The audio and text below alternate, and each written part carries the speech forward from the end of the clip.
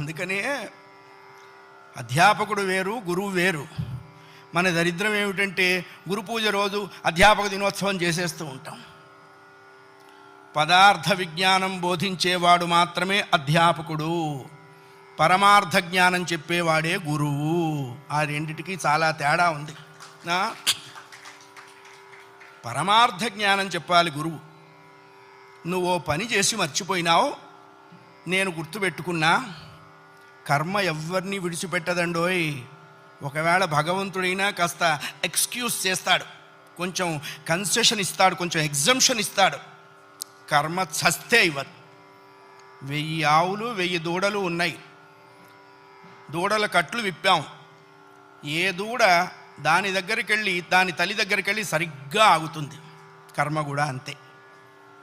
అవశ్యం అనుభోక్తవ్యం కృతం కర్మ శుభాశుభం. వండిన అన్నం తినలేకపోవచ్చు, చేసుకున్న కర్మని అనుభవించక తీరదు. చాలామంది కొన్ని అనవసర మాటలు మాట్లాడుతుంటారు. బ్రతకదలుచుకోలేదు, చచ్చిపోదాం అనుకుంటున్నా.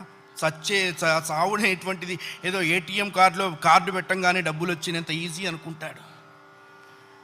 నువ్వు అనుకోగానే చచ్చిపోతే నువ్వు చేసిన కర్మ అంతా ఎవడు అనుభవిస్తాడు? కర్మానుభవం అనుభవించడం కోసమైనా అది నిన్ను బ్రతికిస్తుంది. నీ ఇండివిజువల్ ఐడియాస్తో నువ్వు బ్రతకవో ధర్మశాస్త్రం చెప్పింది. అయ్యా, కర్మ ఎవడైనా అనుభవించాలండి.